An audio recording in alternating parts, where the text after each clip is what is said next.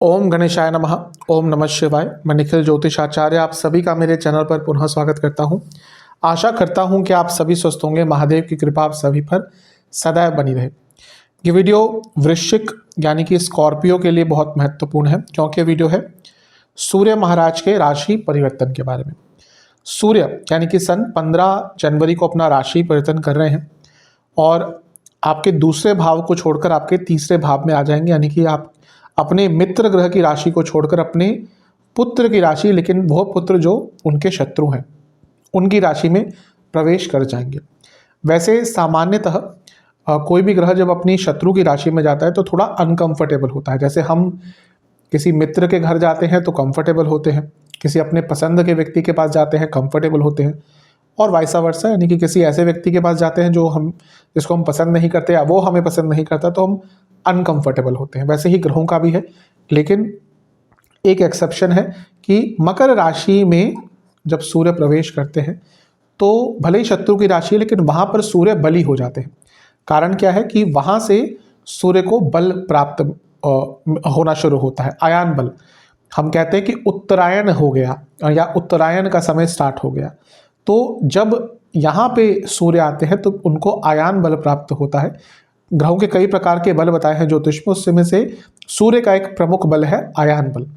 तो जब भी उत्तरायण के सूर्य होते हैं उनको बहुत बली माना जाता है और शुभ भी माना जाता है। भले ही शहरों में वो प्रचलन नहीं रह गया हो, लेकिन आज भी आप जब किसी ऐसी जगह पर जाएंगे जहाँ पर बहुत परंपरा फॉलो होती है, आपके घर के बड़े उनसे बात करेंगे या गाँव आदि में जाएंगे तो वहाँ पर अभी भी अधिकतम जो आपके शुभ कार्य हैं वो लोग उत्तरायण में ही करते हैं। अभी जैसे उत्तरायण स्टार्ट होने वाला है, कई लोगों ने अपने घर के टोकन दे दिए होंगे लेकिन प्रॉपर्टी की पूरी पेमेंट नहीं करी होगी। गाड़ियों के टोकन दे दिए होंगे लेकिन गाड़ी अभी खरीद नहीं रहे होंगे, क्योंकि कई जगह पर ये फॉलो होता भी है और होना भी चाहिए, क्योंकि यहाँ से सूर्य को आयान बल मिलता है। और मकर संक्रांति भी इसलिए बनती है जब सूर्य मकरस्थ होते हैं, यानी कि जब सूर्य मकर में प्रवेश करते हैं तब मकर संक्रांति बनती है। तो इसलिए सूर्य यहाँ पर बहुत बली हो जाते हैं। अब सूर्य प्रताप है, प्रभाव है, प्रकाश है, आपकी गुडविल है, आपका नाम है, मान सम्मान है, आपका वर्चस्व कितना है, लोग आपकी बात को कितना सीरियसली लेते हैं। आपके पास भले ही दुनिया भर का पैसा हो, लेकिन अगर सूर्य अच्छे नहीं है, कहीं ना कहीं आपके जो नीचे लोग काम करते हैं वो भी आपको ज़्यादा महत्व नहीं देंगे। लेकिन अगर सूर्य अच्छा है, भले ही पैसा नहीं है, लोग आपकी बात सुनेंगे, लोग आपको इज्जत देंगे। इसलिए सूर्य बहुत महत्वपूर्ण है। सूर्य निरंतरता भी है, क्योंकि सूर्य ही एकमात्र स्टेबल ग्रह है पूरी कुंडली में, पूरे नवग्रहों में, क्योंकि वही एकमात्र ग्रह है जो रोज केवल एक ही डिग्री चलते हैं और निरंतरता से चलते हैं। इसलिए अगले वर्ष भी आप पाएंगे कि 15 तारीख को ही मकर संक्रांति होगी 2025 में, और 2026 में भी आप यही पाएंगे कि 15 तारीख को ही पुनः सूर्य यहाँ पर आ रहे हैं, क्योंकि वो निरंतरता है उनके अंदर। थोड़ा थोड़ा डिफरेंस कई सालों में ऑब्जर्व करने को मिलेगा, लेकिन निरंतरता सूर्य के कारण आती है। तो सूर्य बहुत महत्वपूर्ण है और उनका ये जो राशि परिवर्तन है आपके जीवन में क्या अच्छा क्या बुरा प्रभाव लेकर आ सकता है, यही हम सब डिस्कस करेंगे इस राशिफल में, विश्लेषण में।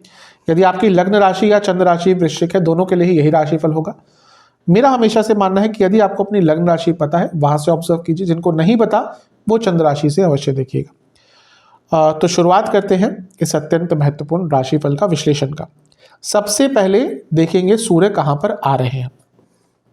सूर्य आपके तीसरे भाव में आ रहे हैं और कहीं ना कहीं हर ग्रहों के कुछ भाव बताए गए हैं कि यहाँ पे एक ग्रह अच्छा देगा, यहाँ पे बुरा प्रभाव देगा।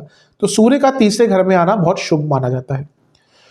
श्री युक्त यानी कि व्यक्ति श्री युक्त होता है। श्री मतलब लक्ष्मी जी। तो आपके पास पैसा आएगा, पैसा बढ़ेगा, घर में खुशी आएंगी। श्री की जब हम बात करते हैं केवल पैसा नहीं होते, या लक्ष्मी जी की भी बात करते हैं केवल पैसा नहीं होता, 8 प्रकार की लक्ष्मियां बताई गई हैं। तो उसमें से घर में समृद्धि, घर में पैसा, घर में सुख शांति, ये सब को भी लक्ष्मी कहते हैं। लेकिन जब यहाँ पे हम बात कर रहे हैं तो केवल हम संपदा, भौतिक सुखों की बात करेंगे। श्री यानी कि यहाँ पे हम जब बात करें तीसरे भाव की, तो यानी कि व्यक्ति अपने पुरुषार्थ से जो पैसा कमाता है उसकी बात करें, क्योंकि ये पुरुषार्थ का स्थान है। तो व्यक्ति यानी कि आपको धन का लाभ होगा, संपदा बढ़ेगी।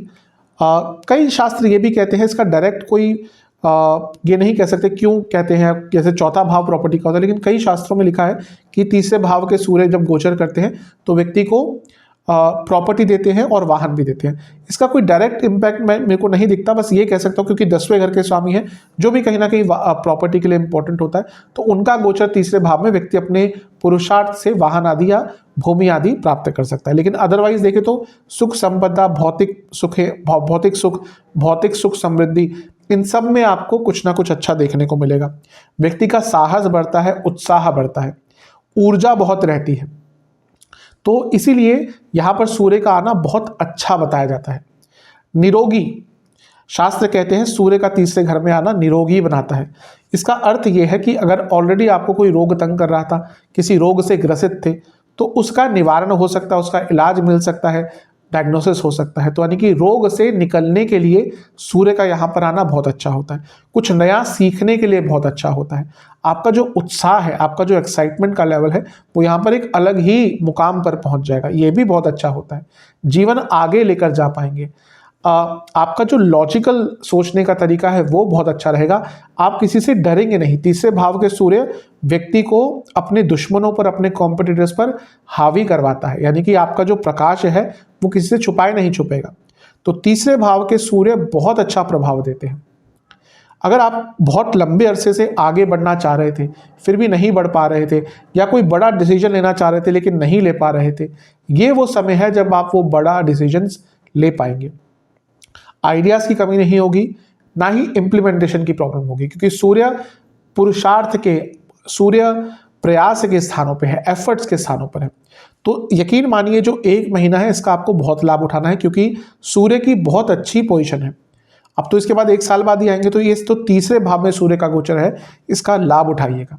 यहाँ पर सूर्य बड़े बड़े बदलाव भी आपके लिए लेके आ सकते हैं, और कुछ नया ऐसा सीखने को आपको मिल सकता है जो आपको पर्सनल और प्रोफेशनल लाइफ में भी मदद करेगा।